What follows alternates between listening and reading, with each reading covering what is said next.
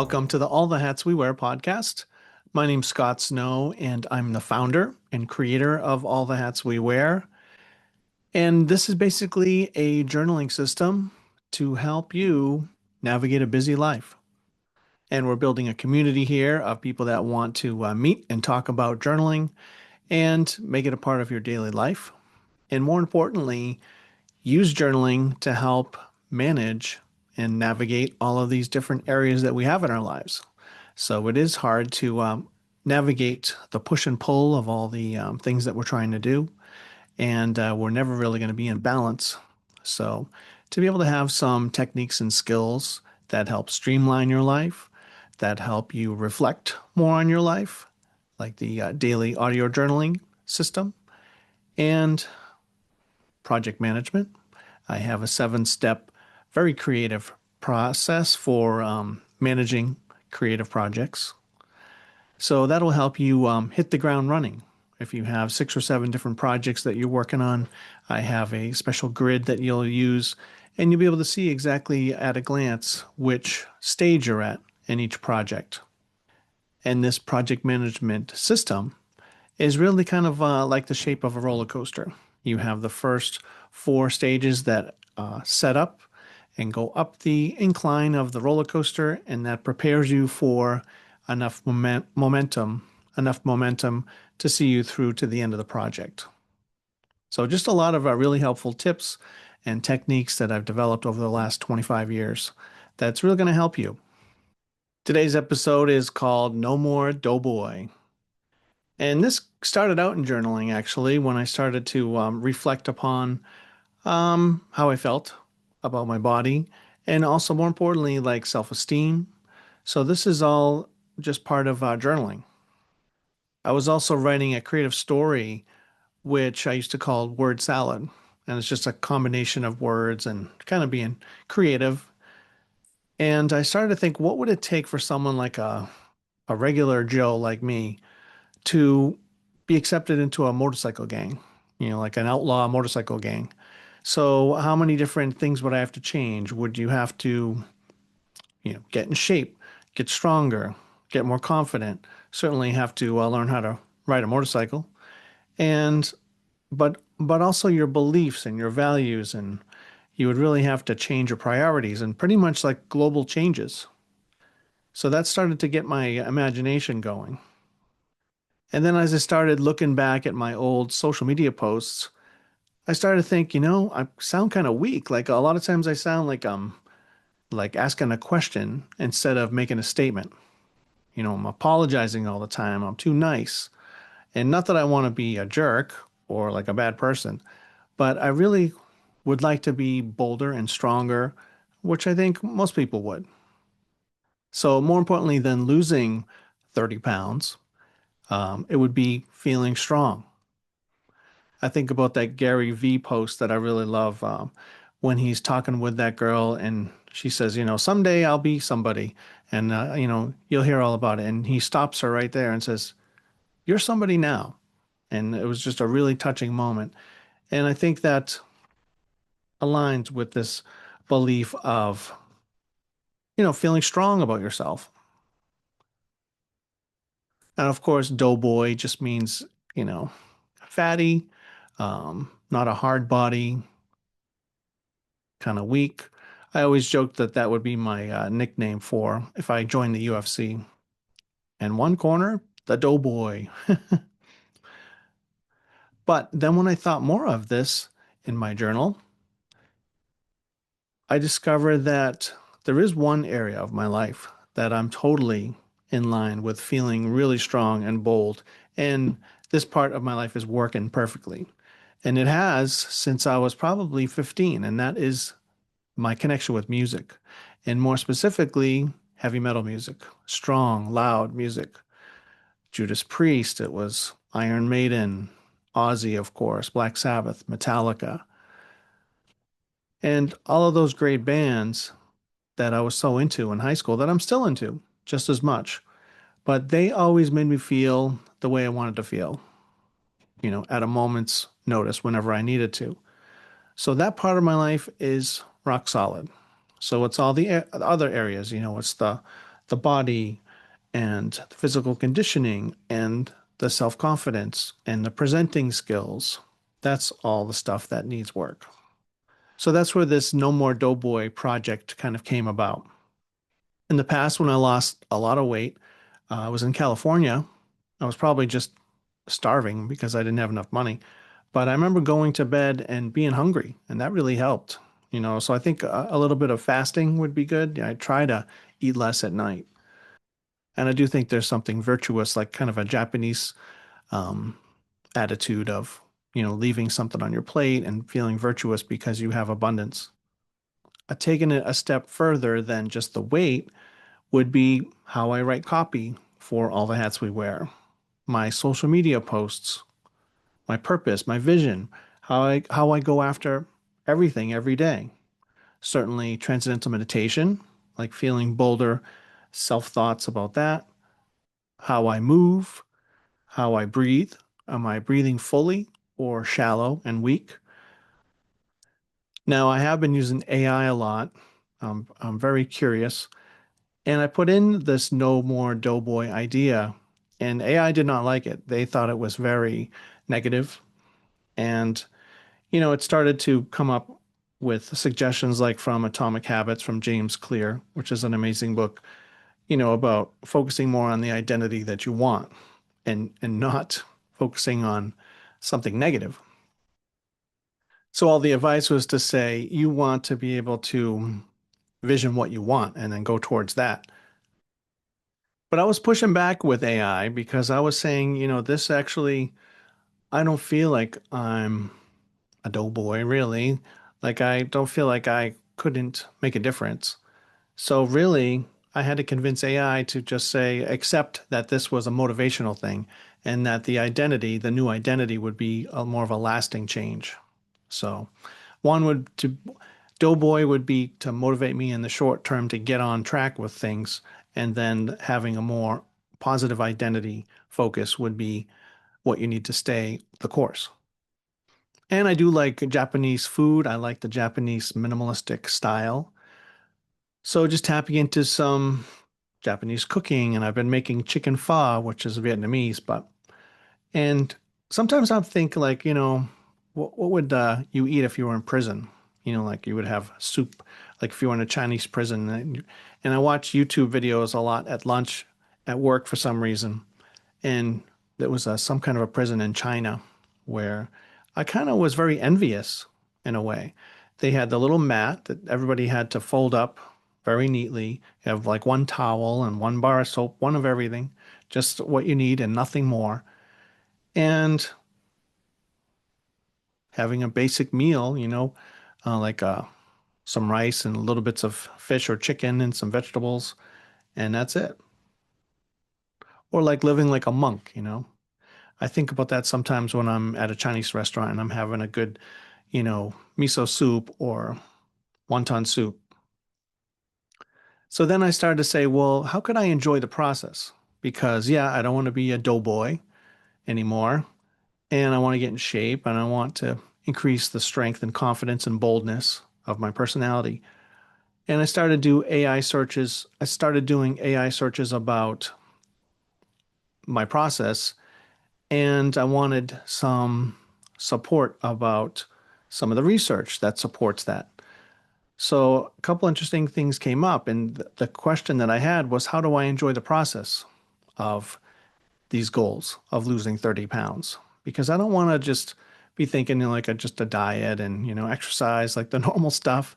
I want to make lifestyle change so that it's really locked in and that I enjoy it. Like I don't want to have to be making sacrifices and waking up at 5 in the morning to go for a jog. I'm not into that.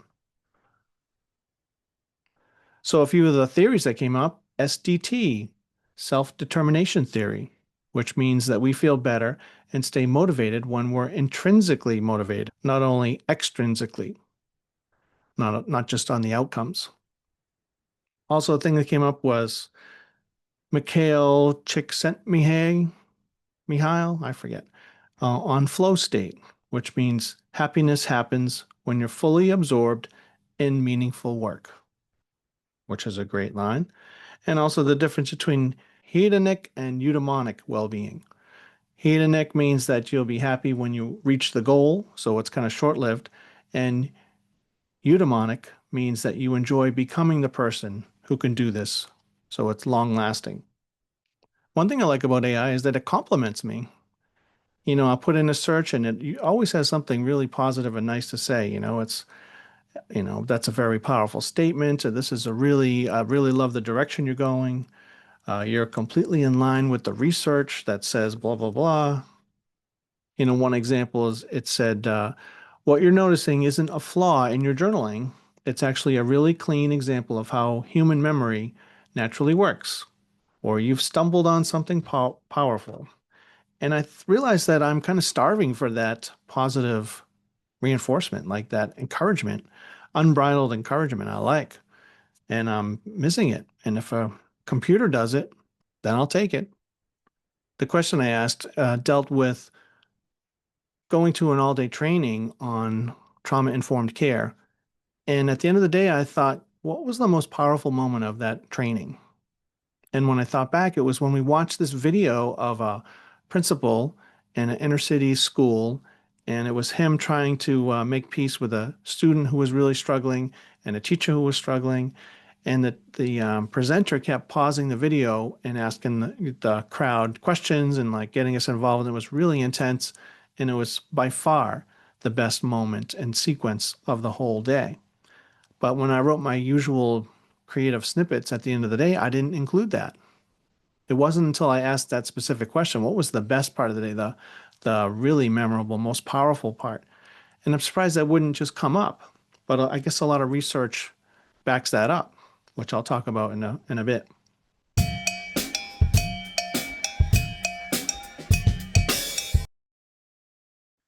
Also, for creativity, I like to write fiction. I'm an amateur writer for sure. And I'm writing a story. I'm fascinated with Martha Stewart and her being a powerful woman position. My idea initially was that she is also a witch or an enchantress. And so she does all this dark stuff. So we see her like out, picking green beans or like, talking to her fans about how to make an apple pie. And then she goes in her lair, and it's all witch stuff.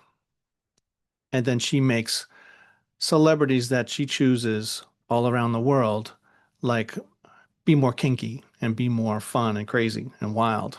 So, and she kind of has control over them with her crystal ball and her spells. So that's the whole idea. It's crazy, but I have fun with it. It's sort of like my daily crossword puzzle. So anyway, I was jotting down ideas, just brainstorming, and my main thought that I was arguing back and forth with myself and just brainstorming was whether she should also be monstrous. Should she be like the usual Martha Stewart, and then she changes with whatever, some creepy Latin incantation and becomes like a devil, like a really, all black and ugly and old in her crystal ball. And I decided with all this back and forth and the push and pull that she'll just stay Martha Stewart. And I don't need that part where she changes into someone ugly. And I think that's an important element of journaling is that push and pull, like challenge yourself, say what you think, and then take the opposite side. I see the journaling as being like a little bit of a sand pit, when you're little and you're in the sand pit and you're just fooling around. You're trying out different things and what does this mean and what does that mean and substituting things. That's what you can do in your journal. And I love to unleash my creativity in journaling because a lot of times I see, like I follow a lot of different journaling companies. And when I see their promo videos, I see very perfect examples of journaling. And you know what I don't see? I don't see any coffee stains or scribbles or a page that's ripped or worn in any way. I just see perfection. And that to me is not what having a daily planner or like a journaling, a capture notebook is what I call it. And this is mine here, my capture notebook. I have the anarchy sign because I feel that creativity has no rules and it's just sort of left on its own will generate on itself. But this notebook has a lot of, scribbles and it has, it's really not perfect. It's not lined up. It's got things crossed out. Some ideas go nowhere. So it's not perfect by any means. And that's what I think a great capture notebook should be.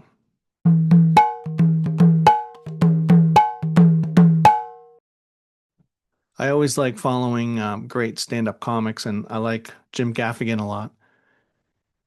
And I love when someone has a clear thought that's just a beautiful thought.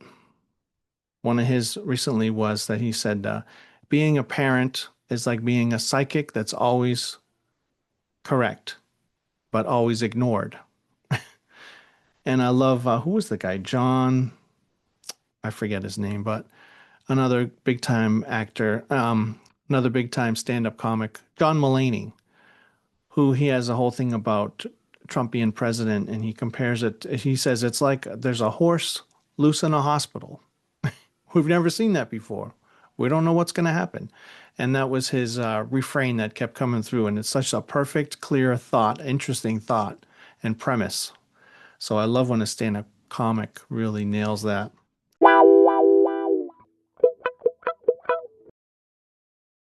Last week, of course, we had the attempt on the president's life at the White House Correspondents' Dinner. What struck me really was the press. There was all the press there. And I just loved it, really showed clearly to me how dedicated and how living a purpose looks like.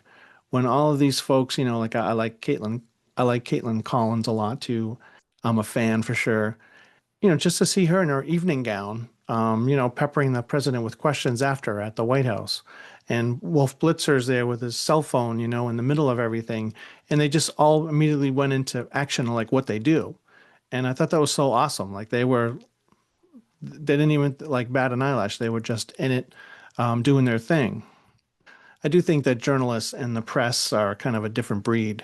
You have to be to do what they do. Sometimes I get the sense with other industries that, if they were in that position and the shit went down like it did, they would probably immediately clock out and go, oh, I'm done, and go back and be in bed by 8 o'clock. Whereas those folks, were ready to pull an all-nighter to get the story. I've been reading the excellent book, How to Build a Story Brand by Donald Miller, and that really is my go-to for branding and clarity of messaging. And then I started listening to a lot of commercials because I'm reading that book. Like one of them was for Flonase. It was a commercial. And their ad was save your relationship with nature, which I thought was an awesome, clear idea. Another one was a skin cream that was saying that, you need more contact with the loved ones. So not just to prevent dry skin, that wouldn't be very exciting or meaningful, but you do that so that you can connect with your loved ones. And, they show the family all cuddling on the couch with a movie or something. So that made me start thinking about clarity for my message for all the hats. I try to keep a positive attitude and mindset. And sometimes it's really obvious when you come across someone who has just a very negative mindset. And my example last weekend was going grocery shopping. And the bagger, I was talking to this older lady, and I was telling a story about, it was just kind of a cute little story about my son long ago that I gave him a timeout, and he said, well, people that give me timeouts don't get to come into my room anymore, which I thought was funny, like it. And it wasn't that he was saying it to me, like that was the whole humorous part of it, was that he wasn't saying to me, he was just saying that's his rule. So he's just letting me know his rule. And this person like immediately took the negative, like, oh, I would have whooped his ass, and that wouldn't have, my parents would have, beat me. And, it was all this like negative. And then I felt like yucky after, like, why did I bring it up? Like, I didn't mean it to go in that direction. But that kind of interaction can happen all day long. And that's a good thing to pick up on your journal. When you have an interaction during the day that you weren't expecting. that's a good thing to explore. Because some people just get that trigger and then they're off on the races.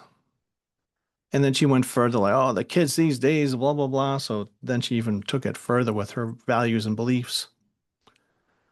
Well, as I mentioned at the beginning of the podcast, my subtitle of my course and my book now is All the Hats We Wear, a journaling system for navigating a busy life. So initially, I was focused on time management. This was about 10 years ago, 12 years ago. Then I focused on work-life balance, and then creativity, and then purpose. And now I think I've combined things and really kind of focused in on a lot of people know their purpose, they know what they want. But the biggest challenge is that navigating in the coming and going of all the roles and having enough time in this area and family and work and self-care.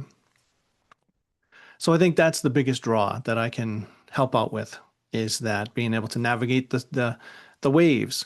And I love the word navigate too, because that's kind of saying that there is no perfection, there's no true balance, that you're going to be riding this wave and you're going to be flexible and it's not going to be perfect all the time. And I resonate with that. You're going to be robbing Peter to pay Paul. But with all of the skills and techniques in my method and in my book and course, you can make improvements there. The All the Hats We Wear system helps optimize your role list and your future roles, the roles you should be playing. Project management skills, of course, quality questions, taking some time to look at all your roles and asking great quality questions every week is huge. Peak performance. There's a lot of techniques about how to be a peak performer to maximize your efficiency, like with audio journaling and using your phone to just blab about your day and then transcribe it instead of trying to have the time to be able to type or write by hand, which I could never do. And as soon as I switched to the audio journal in 2018, I am now on my 7th year of not missing a day of journaling. So that's awesome for me. Also, the other key is having this capture notebook all the time right next to me, where there's no numbered pages, there's no like only one page for the day or 2 pages for the day. It's just a blank artist sketchbook. So if one day I'm at a conference and I have 12 pages long, that's fine. The next day, maybe it's 3 pages. But before the close of day, I'm using I'm jotting down those creative snippets from the day. So that's captured. So at my leisure, I can do the audio journal because I have my talking points, my bullet points.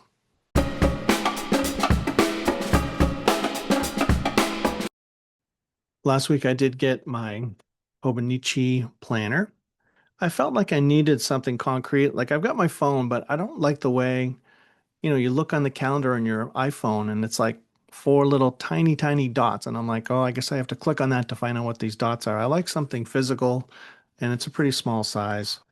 And this is a good way, like if I want to remember something next Wednesday morning, I can just put it in here. We have all the days and all the months and all the weeks. So, and it's cool that it's all in Japanese. And I love that the pages are so thin. It's like a Yellow Pages thin.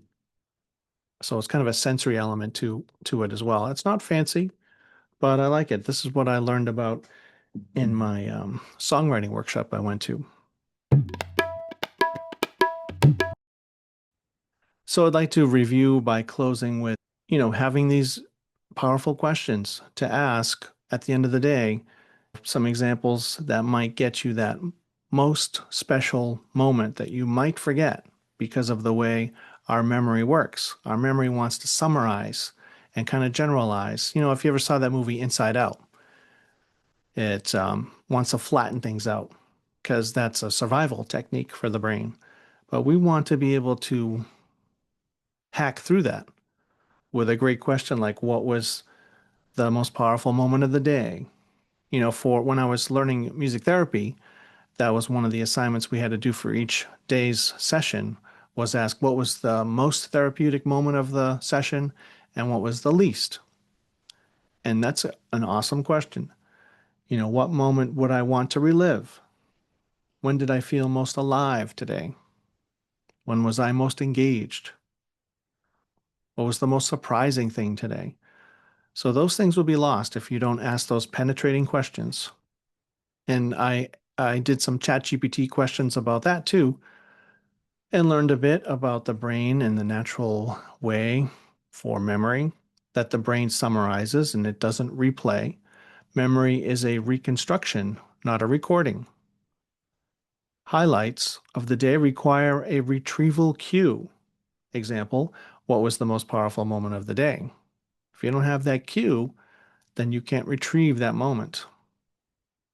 Be like Professor Dumbledore in the Pensive, selecting out a memory from the Pensive. That's what we're doing every day. And that great questions are a built-in cognitive hack for finding those great moments. So, in closing, my challenge to you is take a week each day, ask yourself at the end of the day, what was the best moment of the day? And then journal about it. And let me know how it went.